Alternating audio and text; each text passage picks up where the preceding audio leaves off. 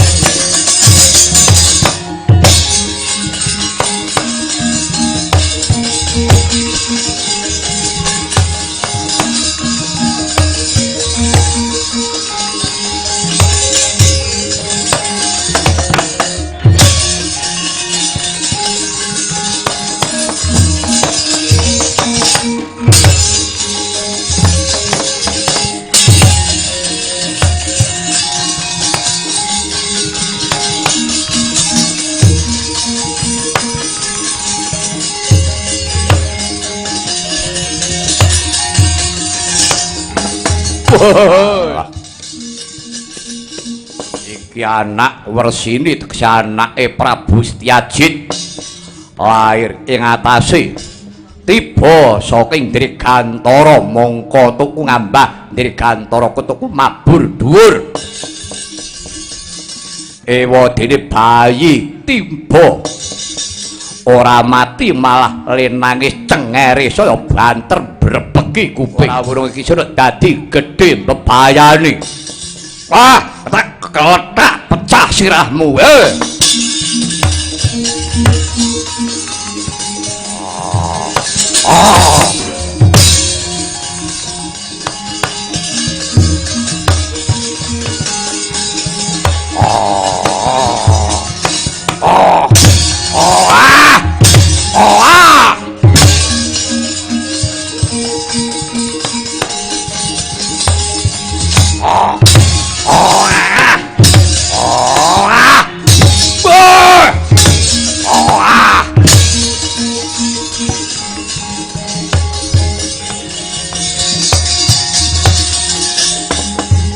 Kacarita ki nemah-nemah ginilut bayi parandene datan temeka ing pati mendel deni romuwun meneng klakep ucap eling-eling bayi kang durung duwe dosa bayi kang durung kalepetaning dedosan sarta punang jabang bayi nedya dadi wiji sejati wijining satriya linuwih nadyan kaseksa dening wujuding Sardula saya dangu rikala semana wujuding punang jabang bayi iki nemah kemah saya suwe malah bisa mlaku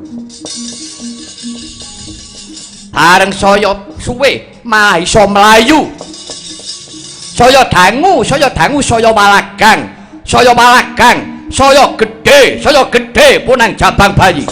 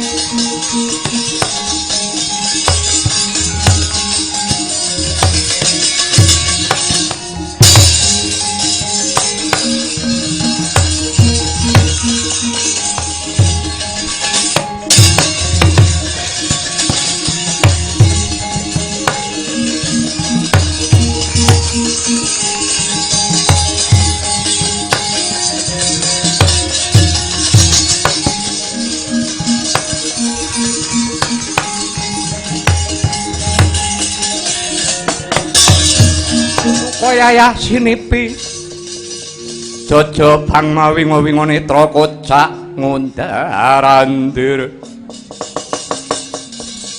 Wedanani rombranang pindha kembang warawari bang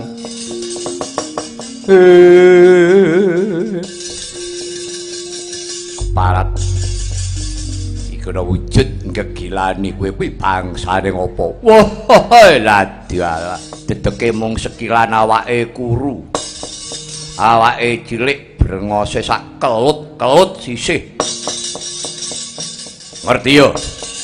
Aku Ratu Swala Bumi Prabu Singa Mulang Jaya. Kowe wujuding ponang jabang, kowe tak pateni ora mati ning kowe malah ketok walagan. Aku sing ngertekake karo kowe. Kowe kuwi anake Ratu Lisanpura, bapakmu jenenge Setyajit. Ibumu jenenge Dewi Wersini. Ngerti yo? Rikala semono aku nyidra karo ibumu nalika kowe isih ana jroning kandhutan. Tak gawa mabur ibumu njerit ajelih-jelih kowe lair. Nganti kowe tak perwasa kowe ora mati malah dadi saya gedhe. Yo nadyan to kowe iku durung duwe jeneng nanging kowe tetep dadi glilip. Manut tak kokop getihmu. Mengko dhisik ngaku aja mati nggawa aran. Prabu Singa Mulang Jaya. Eling-eling wujudmu kewan memper yen to kowe kuwi ora duweni rasa kamanungsan. Ora pantes urip ana ing jagat raya. Wah, edian. Guneme wis teteh kaya wong gerang. Bagus. Yen pancen mengkono ayo. Ayo ana kridhaku, cobanen kridhaku iki.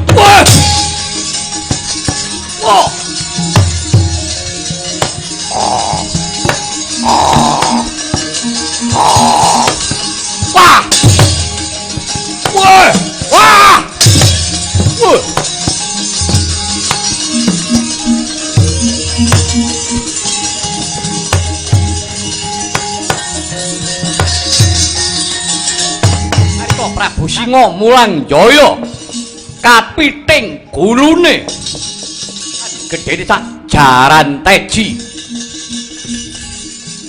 parandene tanding Raden Setyaki tegese wong setya tuhuing Gusti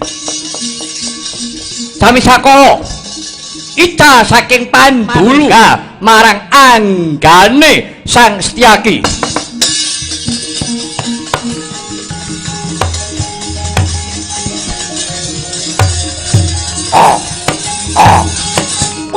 iya.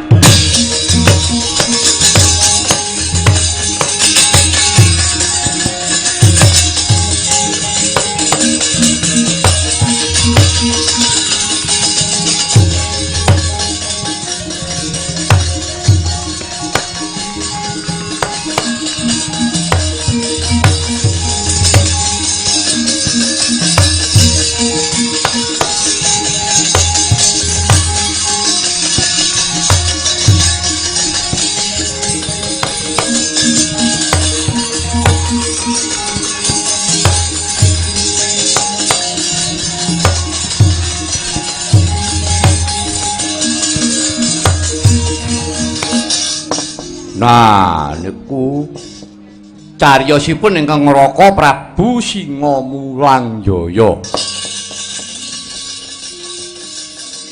Nggih ngoten niku critane.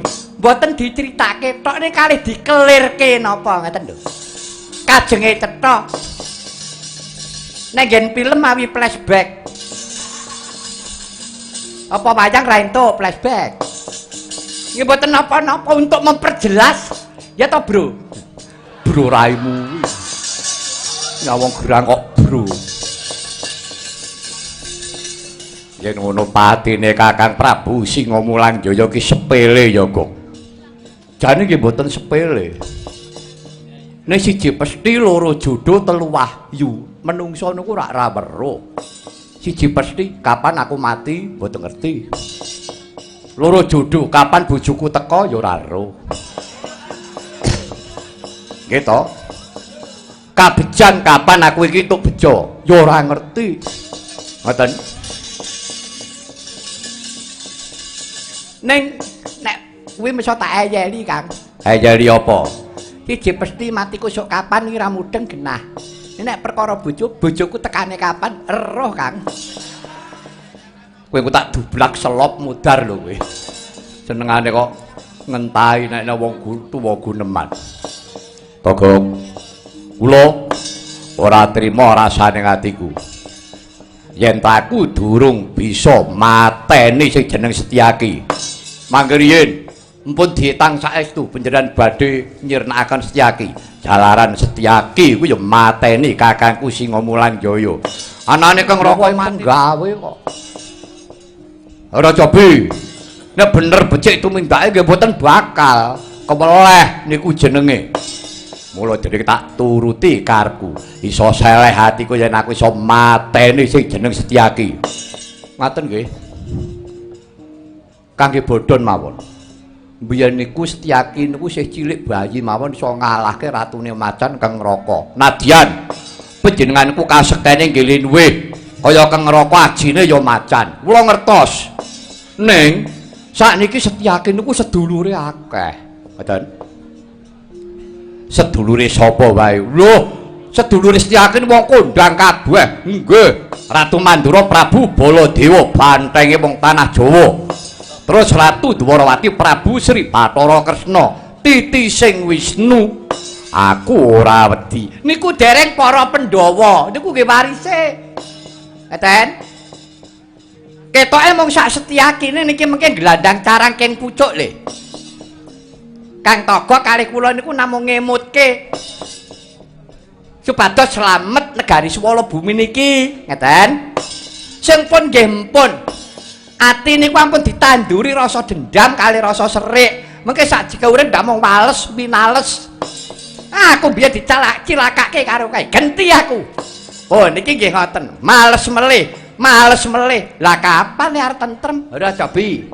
Nek dina-dina kok mau diweruhi wong perang, dina-dina didublak karo wong demo. Yo kalah. Wis ora mikir karo penguripan, entene wong gegeran terus. Ora rampung-rampung. Ora perlu kowe tekan ngendi-endi untuk matur. Iki panjenengane ingsun. Aku ora wedi.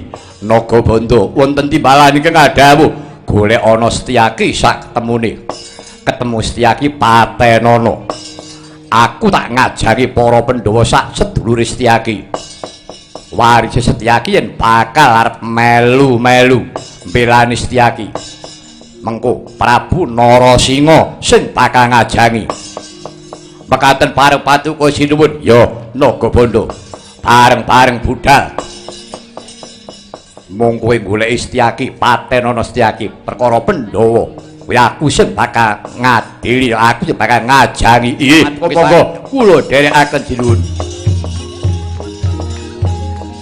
kadang mupot waran dena betik besok amen demo barit